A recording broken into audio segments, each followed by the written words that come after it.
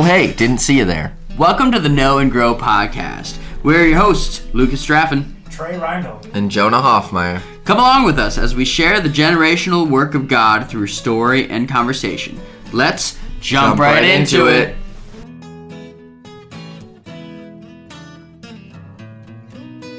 Hello, everybody, and welcome back to another episode of the Know and Grow podcast. Summer is upon us. Yes. We have finally reached that point of it's nice outside. We had a nice rain all day yesterday. How are we feeling about I know you're never supposed to talk about the weather on a podcast, but rules are meant to be broken. Am I right, boys? Rule? That is actually a universal rule, yeah, because weather is temporary.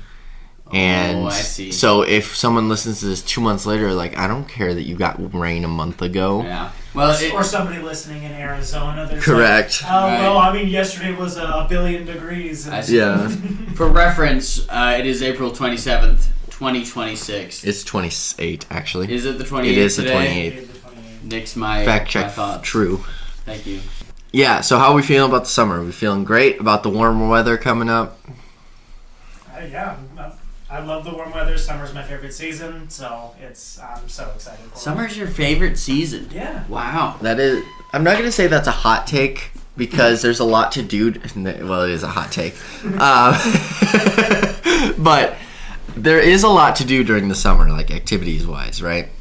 So, like, I get it, but also, like, humidity makes me want to weep and then die. So... Yeah, I don't like getting hugged by the air when I go outside with humidity, so... I guess I should be more specific. It's kind of just that early summer and the late summer. So, like, you're talking about, like, right now. So, spring and fall. Yeah, kind of. Sure. Not necessarily.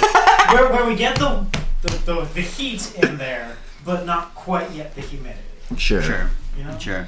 I'm a big fan of it right now. Springtime. Yeah. Yep. You know, especially after yesterday's rain, I'm so looking forward to how the plants, the trees, and everything alike will just like explode with life, and the smells that we'll get to smell soon. Well, they're starting to cut the grass again, so you get this Yes. fresh cut grass smell. Yes. Yeah, it's really nice. Anyway, it really does. It really does get you in the mood for summertime. Right, Yeah. Camp season is coming, Which is upon us, which we'll talk about later. Yes. But it is upon us. Yeah. Let's move into the weekly What's Up. That's enough. What's up? That's enough small talk for today. Wow. Sorry. Taking our mic while we're at it. Yeah, peek the mic. Let's move on to the weekly What's Up. Trey, you guys are still in Romans 8. Tell us about that. Yeah, so we most recently did Romans 8, finished it up. I mentioned last time that we kind of did the first part of it. Now, most recently, we did the second part. So talking a little bit about, touching briefly on the predestination aspect on it. We didn't want to jump too deeply into that because, you know, it's a very hot topic. But we did, with that, also touch upon some of the different lenses that people view through, like Calvinist and I can't remember the name. Arminian. Thank you, Lucas. And yeah, talking a bit about that. It was a good time. But Is this with your church or Yeah, okay? yeah, This is at so the church. Okay, gotcha. Unfortunately, though, we are on a bit of a You're hiatus you're right breaking now. for summer. Yeah. Yeah.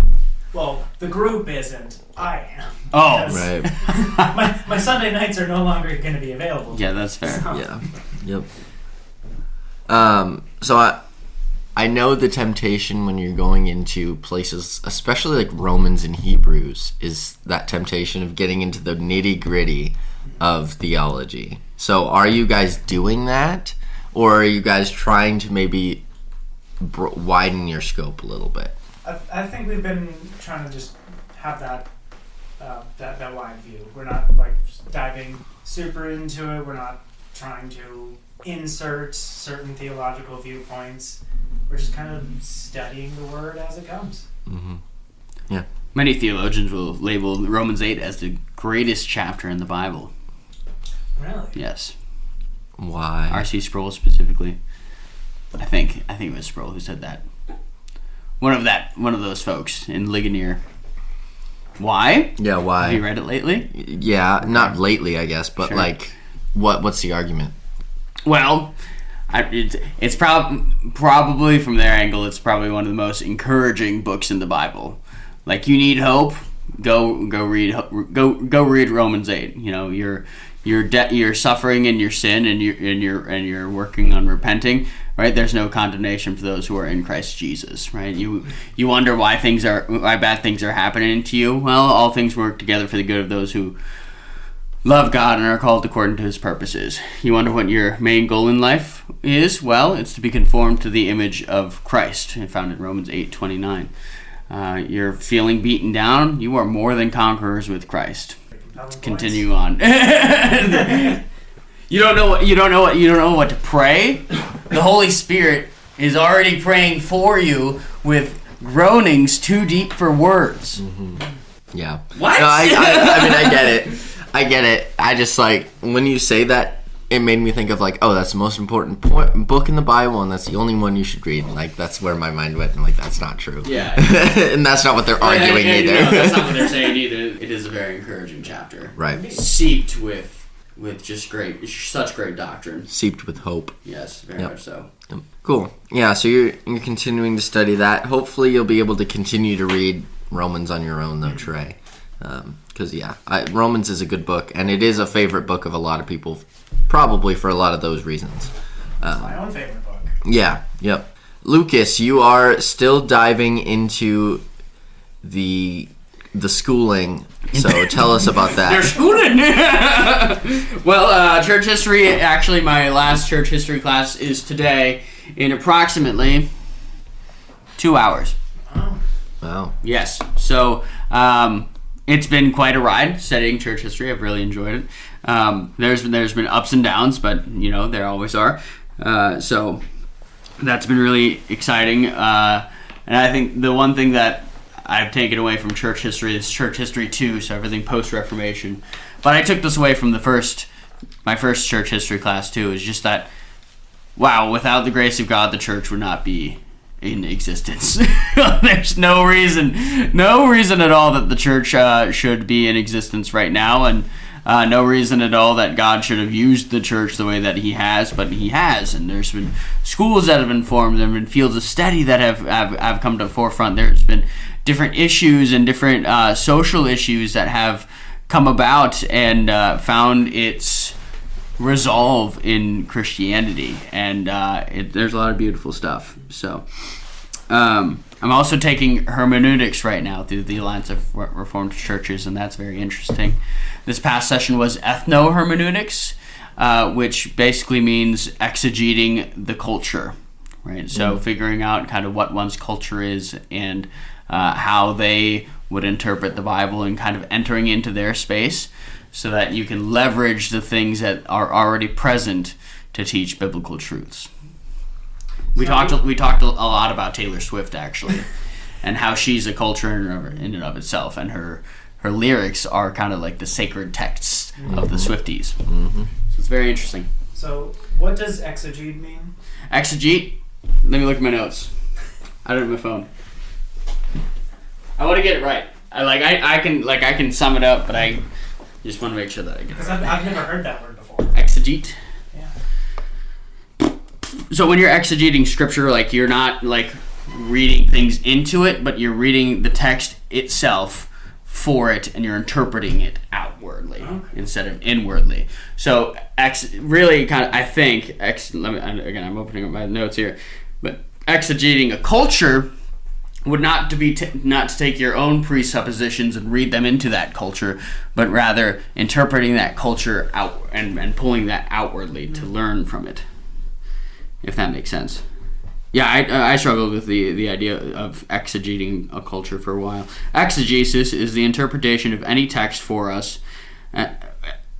Exegesis is the interpretation of any text, and for us, it is the interpretation of the Bible. Yep. Culture is the patterns of learned and shared behavior and beliefs of a particular social, ethnic, or age group. Cultural exegesis is the interpretation of culture and the patterns of all the culture, and how one communicates meaning and calls for interpretation. So is there any books, maybe in the Bible, or books that you've read in your past that you would maybe like to reread, knowing that you've learned about hermeneutics hermeneutics and how that like affects how you read things? Sure, that's a good question. I think I would take another stab at reading while black. I really do. Just kind of understanding like the science and study of hermeneutics that it is, and how what is his name? Esau Macaulay kind of highlights that. Yeah, it's right there. Highlights that through his work. I think is very interesting. So if anything, and along with church history, like both of those things have aided in my thinking of like, okay, I can see how people actually got there. I think they're wrong, but I can see how, and I'm not saying that about Esau Macaulay, but just in general. But even like church history and hermeneutics have like helped me to, I guess, put on a different lens, so that I can understand why people get to the places that they get to, and to be more gracious within that, but also more inquisitive within that too. Like I still believe that like I have a nice a good firm foundation, but like it's always welcome to be challenged. So yep. I wouldn't say that I have any specific books aside from reading in Well Black, and like really just reading the whole Bible. Like it's been a challenge. It's always a challenge to take off the lens of presuppositions and pre-understandings that I have. To read it in a more clear context, I guess. So, anything else you've been diving into, Lucas? Oh, I recently started The Redeemed Man by Joel Beakey and a bunch of other authors.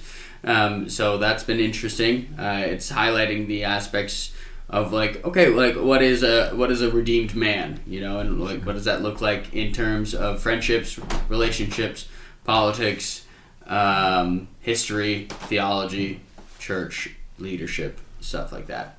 So I just started it, so I can't tell you a lot about it. Sure. And I'm also reading Ezekiel. Just started that today too. Cool.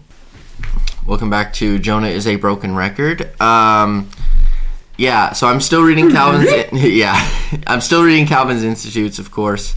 So what I'm doing, I don't know if I've explained how I'm reading it now. Instead of like just reading it, I got the audiobook for free on Audible, because I realized that if you could get 2 free book credits if you have Amazon Prime. And so I signed up with my Amazon Prime and I got 2 free credits. There you go. And so I got Calvin's Institutes with one of my free credits. And that is a 65-hour book. Yeah. Yeah. So checks out. The person who's reading it, I'm not gonna say they're very dry, but it kind of fits like the vibe of what What you would expect. Yeah, kind of what you would expect someone who reads Calvin to sound like, or even Calvin himself a little bit. Besides when he calls the Catholics heretics and stupid people. So, not that I'm condoning that. I just think it's funny every time it happens. But yeah, so that's a big thing I'm into. So I'm listening to the audiobook and reading it in my book at the same time. And that's actually you do really, that a lot. Yeah, that has helped me. It's also helped me because I'm doing that with We Who Wrestle with God as well. Because Jordan Peterson's also dry. He's very dry, but he's reading the book. It's on Spotify for free, so you can go listen to it. If you have premium, he's the one who recorded. He's the one who's reading his own book. Therefore, that always helps. That helps a lot. Hearing his tone, hearing where he stops in sentences. Because that's big, right? That's big for like understanding what the point he's trying to make. Right. Right. So I've been lost in the weeds, kind of those two things, for the past month. But I'm also reading through the book of Exodus. Now, I will admit I haven't done it in the past couple days, so I kind of forgot where I was. But reading through the plagues again, the 10 plagues.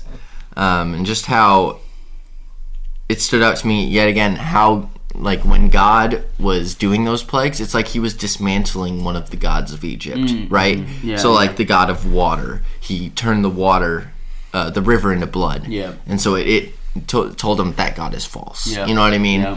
The god of harvest, locusts and frogs and stuff. So that one was dismantled. The sun, darkness, Ra, I think is what their sun god is called. Hashed down. You know what I mean? So going back and knowing, I know Greek mythology better than Egyptian mythology, but no, I know a little bit about Egyptian mythology. Have you ever played Age of Mythology? No, but it's on my Steam wish list. You would get to. That's how I got to know a lot of mythologies. Yeah. Yeah. So that's interesting. I guess I'll say this too, since we're talking about the mythos. I went to Barnes and Nobles and I bought the Iliad and the Odyssey, which is one book. I bought the Barnes and Noble exclusive cover one, and it looks really cool. It's very pretty. So I cannot wait to read that as well. But yeah, so that's what I've been diving into, and I think that is all we have for Weekly What's Up. Ministry news. If you've heard this before, stop me. But we are prepping for summer. We've got. I've heard this. So we've got summer camp. How many days do we have till coordinators get here? 19. 19 days. Yeah. Which means I get married in like 17. Wait, you're getting married? Yeah, I am getting married. Did you know I was engaged? That's crazy. Great news, everybody. Jonah Is still engaged. Yeah, so coordinators come in 19 days, which means counselors come in add 7 to that, 26 days, and then campers in about a little over a month. So 41 until campers arrive. Right. But 19 days is the big date because that's when training starts. Lucas will be going through the ropes course, which I guess that's part of the ministry news. We have a static ropes course now that we're pretty psyched about. So Lucas, tell us about that.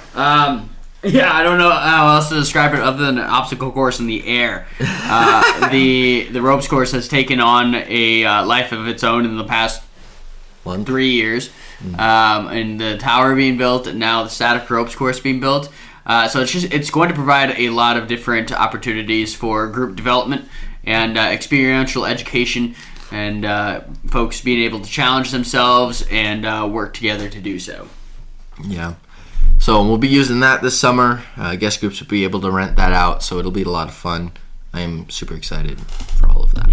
So, anything else on ministry news here, guys? I know I feel like we're wrapping up on the ministry news since we don't have retreats, but this is when busy season starts. So, I mean, you have that bit of that article. Yeah.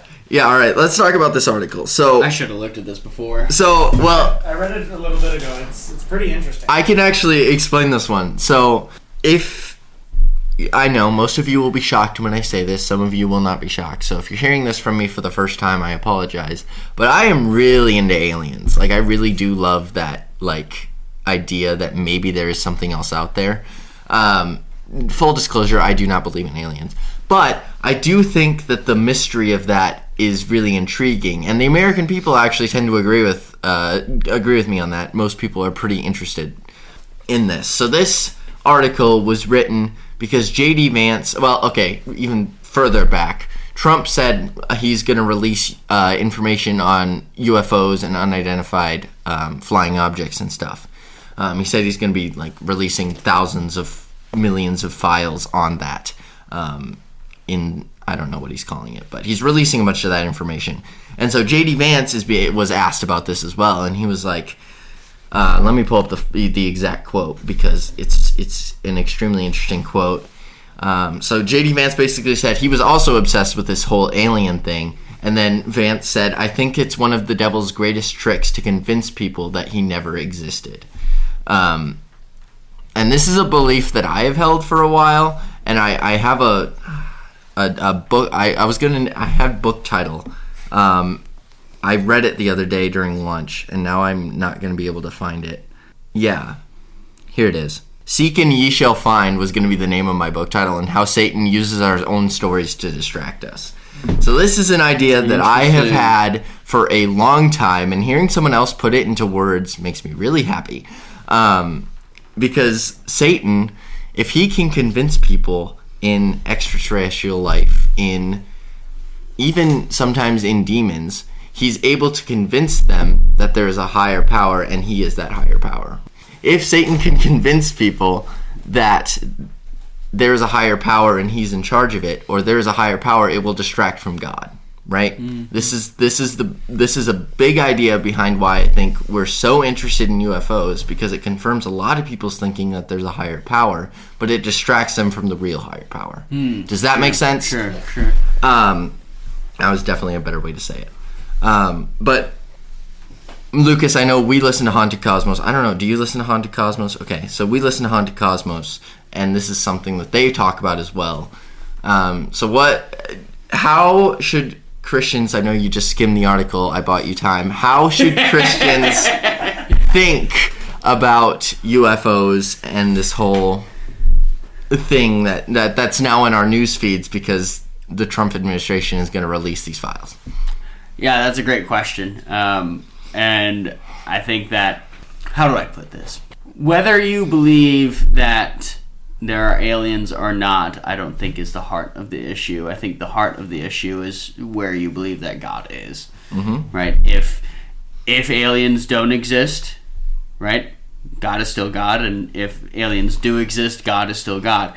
And that, obviously that might be a little bit of a cop-out answer, but we obviously haven't dove down into the depths of this world and dove into the depths of also God nearly, and like I think Jonah, what you're saying is it's a distraction at the end of the day, right? Yep.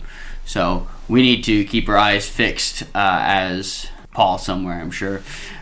We need to fix our eyes on the things that are unseen rather than the things that are seen, right? That's faith. Faith is to fix our eyes on, or faith is the assurance of things unseen, or something like that. I can't remember the exact scripture quote, but yeah, I guess that's what I would say. Trey? Do I think they're demons? Maybe. Do I not think they're demons? Yeah, maybe. Yeah, and to that point, does it matter if it's demons or not? Not necessarily, but we also need to acknowledge that spiritual activity happens, right? Yes, for sure. And so some things that and it doesn't only just happen up there. No, that's a thing too. Right. we can look up to the skies and we can think, oh, that's happening out there, but it's happening right here. Yep. Yeah, Trey, I know. I didn't really talk to you about aliens before, but give us your lowdown. What's your reflections upon the article? I mean, just based on the article alone, I kind of agree with that. It's just nothing more than distractions, taking your sight away from God. And I personally don't believe in aliens. Never do. I don't think that there's any life out there, because God created the universe and then created us, and according to the scripture, that's kind of where he stopped. I mean, in theory, there could be, similar animals to what we have on Earth, but I don't think there's anything out there with a soul. Yeah, I agree with all of that.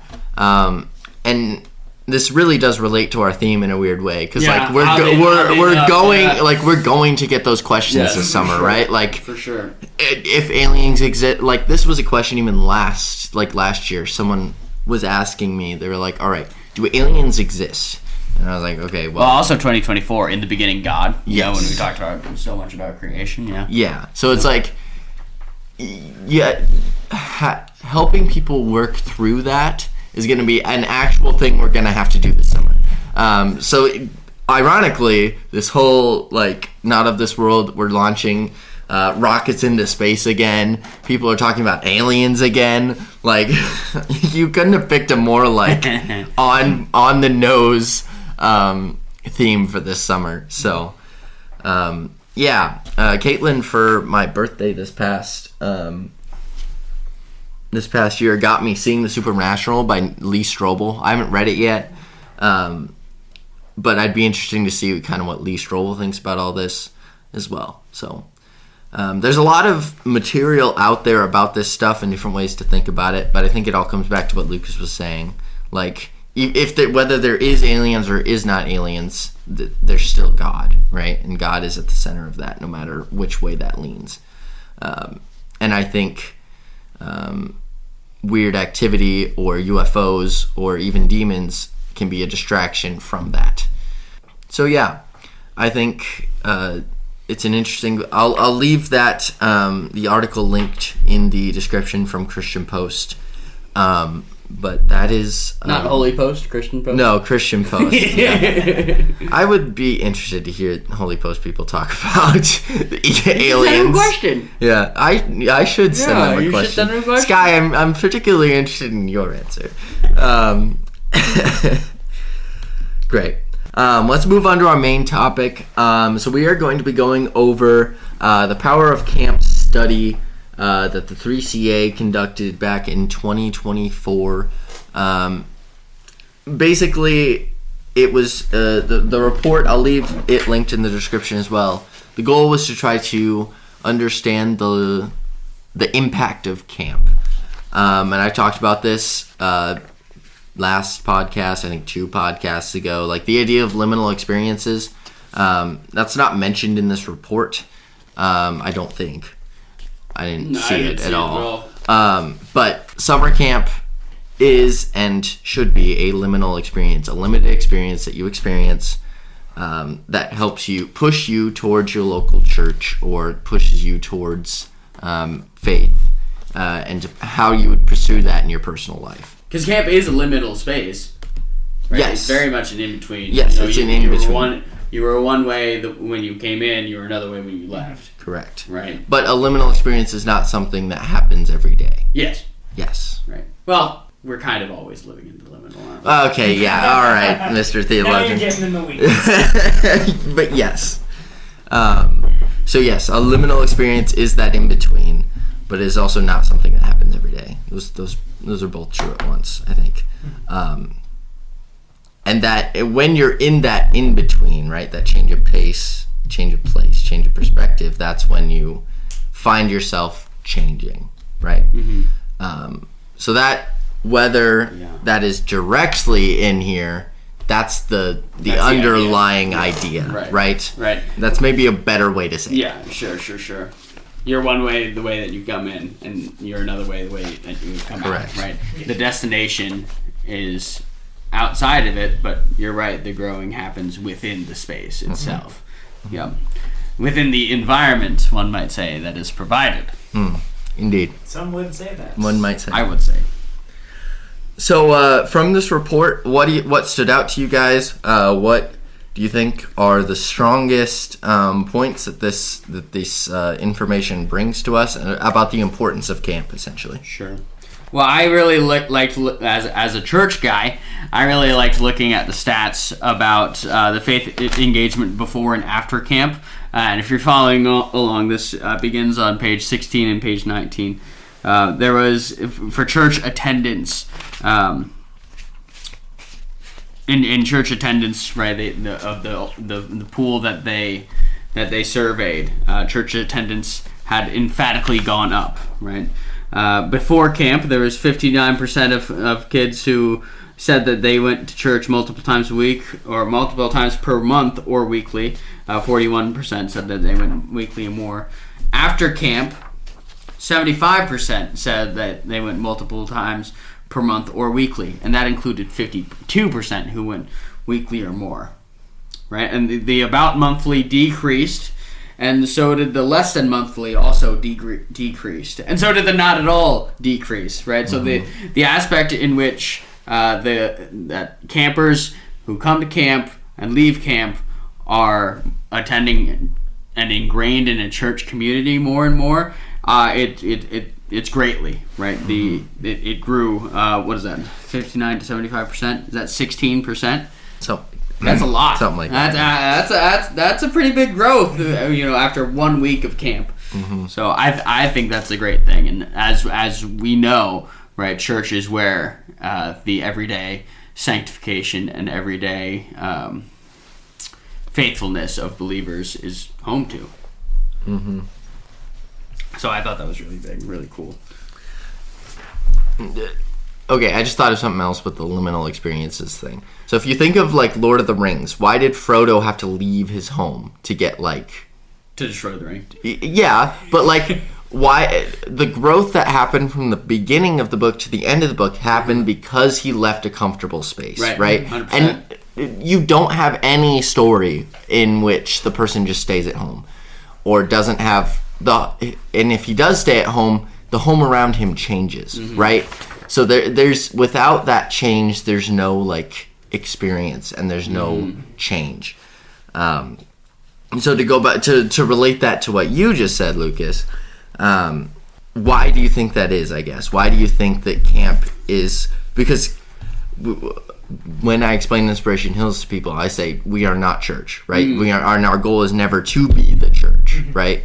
We are a what's the word? Parachurch ministry, right? Yep. We come alongside churches. Yes, we are not the church. So why do you think that, since camp is not the church, how does camp help push people towards that? Sure. Well, I would say in our area right now, the Midwest, Northwest Iowa, Southeast South Dakota, and Southwest Minnesota, we are a churched area, right? Christianity is baked into this culture, and it's easy to assume that Christianity has to look like only obeying the rules, only obeying the 10 Commandments, and only going to church on Sundays and Wednesdays, and that's where it goes.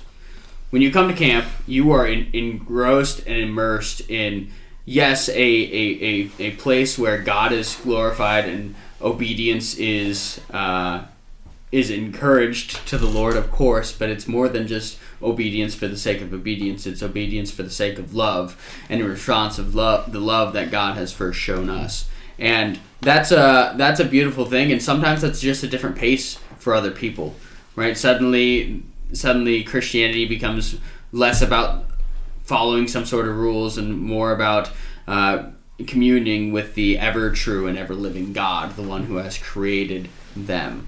And you do that with other people, right? You don't just keep it squared away in like an hour on Sunday, but you do it with other people for 24 hours a day for, 3 full days and then 2 essentially half days. And that's new, right? And that's a different way to experience things. And not to mention being engrossed in nature, not to mention everything we do being soaked in the gospel. So there's a lot.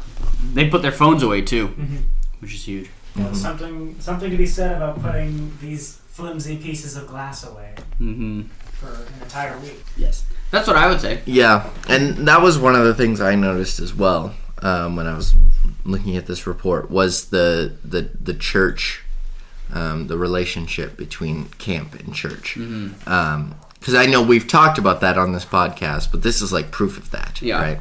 So yeah, I'm glad you pointed that one out. That was the one I was going to point out as well. What else from this report stood out to us?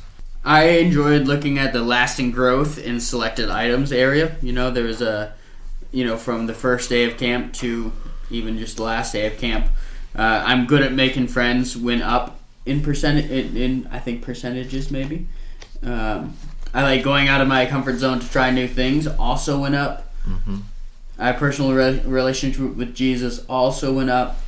I feel confident to be in my ability to be a leader. Went up. Being in nature helps me feel closer to God.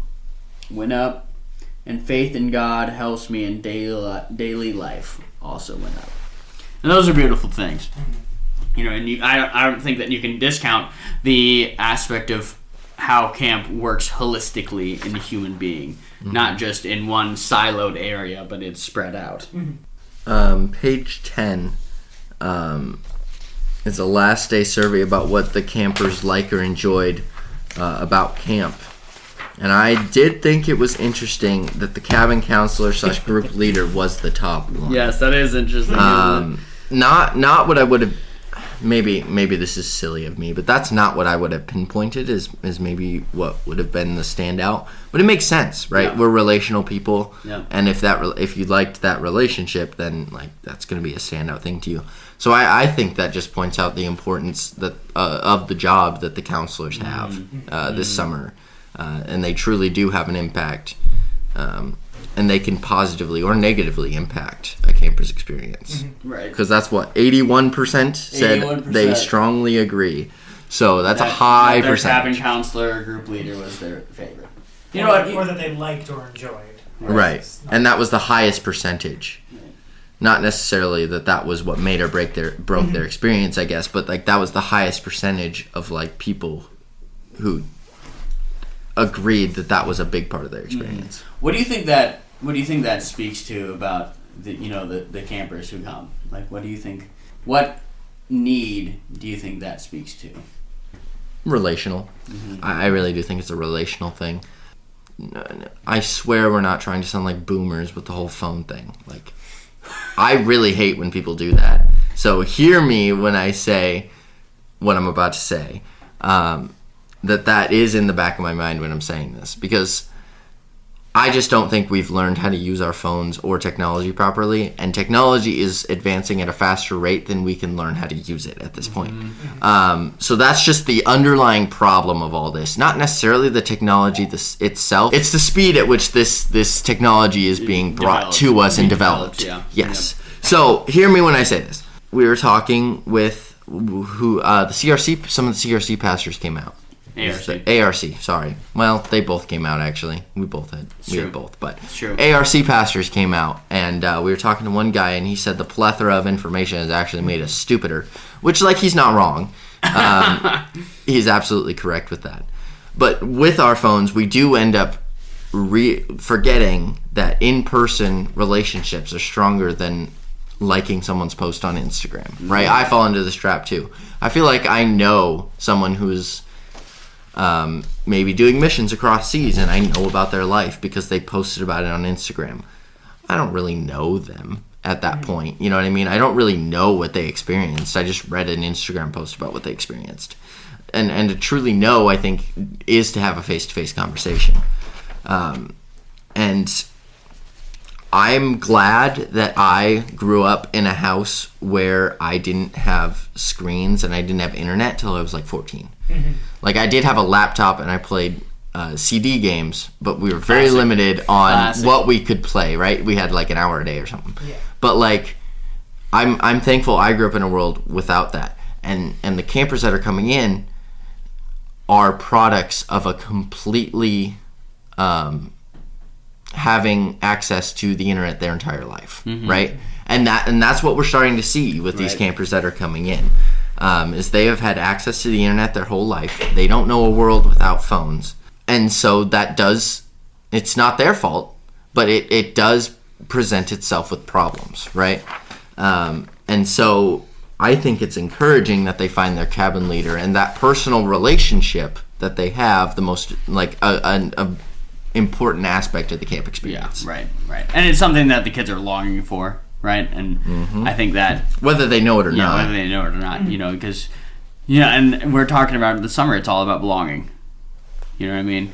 When you're immersed in your phone, your belonging is in those who you follow and those who follow you. Yep. Right, your belonging is placed in your social media presence. It's not authentic. It's disingenuine. But when we take that away, and that is stripped away and that wall is stripped away, the campers can become free to become their authentic self. And guess who's always trying to make a relationship with them? It's their counselor, because that's right there. It's like when a baby is born almost, and they're gonna grasp onto that first face that they see. Most of the time, it's gonna be their counselor, right? And they long for that, and outside of camp, they long for a relationship with an older man or older woman to lead them, right? Based on your gender, of course, to lead them and to speak into their lives and to guide them in the ways of faith and the things that are eternal and that really matter. So that was long story short, that was a big thing that I noticed about this survey as well, I guess. What else, guys? I know this. Speaking of phones, yeah. There was a comparison between home and camp. Okay, there was a prompt. I have trouble being without my phone, and at home. Right, so 8% said almost always, 12% said often, and 33% said sometimes. And I had trouble being without my phone at camp. 5% said almost always, 4% said often, and 9% said sometimes. So those numbers are drastically reduced when they're at camp.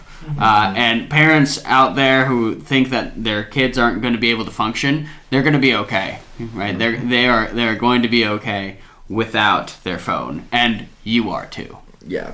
What about this one? I feel like I had to hide my true self at home/school, and I felt like I had to hide my true self at camp. Right? All those numbers are down when it comes to camp. Right? 3% said almost always, 3% said often, 11% said sometimes. Because at camp, you don't have to worry about the latest trend or whatever is going on the internet. I hear it often, but camp becomes a bit of a bubble during the summer. Very much so. Yeah. If we look at that same stat, I think it'd be interesting to see like summer staff how that would like. Yeah. I feel as if I have no proof of this other than my own experience, right? Which can be flawed, but I do think we'd see a very similar aspect, and just from what we've heard from our summer staff, I do think we would see this same trend among summer staff as well. Yeah, if not to more a deeper degree, because they're here for 11 to 12 weeks. Yep. So I do think that translates. That translates well. And sometimes, like what I found about myself when I was on summer staff for 4 years, I wouldn't play video games. I wouldn't do all these things. I wouldn't check Instagram. I don't do that, I guess, very much. I really don't open Instagram except for to watch reels before I go to bed, I guess. I got a meme before at like 10:30 last night from Jonah. Yeah, that was my post bed reel. But I didn't do all of those things, right? And I realized that it was okay to have like a reset from that, right? Not that those things are bad, but like realizing that there's a world outside of that and resetting your brain. It's almost like I wasn't as like addicted to all of those things as I was before. Right. It's like a detox, and it was like actually really refreshing. Yeah. Well, altogether, I would just say that summer camp is worth it. I guess I think it's sometimes it's just a struggle to get people to come to camp and to honestly prioritize an experience like this, right? But as you said, Jonah, like these liminal spaces are spaces where growth happens. Yep. They're places where God, in His great grace, decides to meet us. We see that through the Word. We see that in Jesus' 3 years of ministry. Right, that was kind of a liminal space for many of the disciples. And God met them through that. You think about Israel in the wilderness. God met them there. Even now, here, we are in the liminal space of the already but not yet of the kingdom. Yep. Yeah, so be thinking about that. Baseball is not as important as camp. Sorry. Jeez. Yeah. Same thing with football. Any sport, really. Yep. They all seem to be like super important. Which, they are, I guess, in the grand scheme of things. But it is important to realize that some things can be put on the pause, and sometimes that's actually a beneficial thing. So, if you would like to read that report yourself, I'll link it in the description. I'll actually have to find it again. Lucas actually found it, so I'll have to find it again. But podcast panel, let's move on to the podcast panel. If you want your questions answered on the podcast, please email Jonah at Inspiration Hills or Lucas at inspirationhills.org. .org. Yes, not .com. If you do .com, it will not work. Will not work. Does not work. So, going back to this idea of liminal experiences, that in between time, what have been liminal experiences in your life that helped you grow in your walk with the Lord? Outside of camp? Outside of camp, of course, yes. Camp, can we all just say camp on 3? 1, 2, 3, camp. Great, okay. But outside of camp, what other liminal experiences has been with you and stuck with you? I think that that Sunday night group I go to, it's a collection of people that are young adults that college age up to I think the oldest person we have is like 28, who just come together to be just a group of like-minded individuals, and where we laugh, we have fun, we talk about the word, and yeah, it's just, I think that's thoroughly helped with my own walk. Mm-hmm. So in the summer of 2021, I know I'm introing it with camp, I'm sorry. But in the summer of 2021, Paige, unbeknownst to me, took me under her wing to kind of start forming me for programs full time. And that kind of came to a head. I can't remember what week it was. It was like week 5 or something like that. And Paige came up to me and she was like, so, there's a chance that we're looking for an assistant here pretty soon for program director. And I want you to be the assistant program director. I'm like, okay, how sure is this? And she's like, well, we're not sure yet. Right? We're waiting on donors. We're waiting on things if it'll work out or not. You know, so I was in that waiting period of time, and in that waiting period of time for a long time, and then camp ends, and I asked Paige, I'm like, what's the sitch? She's like, it's not happening yet. I'm like, okay. So I had to go back to New York, and I went back to New York, and the church there my dad serves at was gracious enough to hire me on as a youth director. During that time, also, I had a couple different opportunities to, one big opportunity. I had the opportunity to coach as well on the football team there as a lineman coach, and really, I think I was just really the hype guy, but that's okay. I'm fine with that. So there were a solid 3 months between, maybe 4 months between hearing that this might be a possibility in the future till actually the realization of the possibility of coming to camp full time. And that had been a dream since 2019. And so during that time of in between, right, I learned contentment.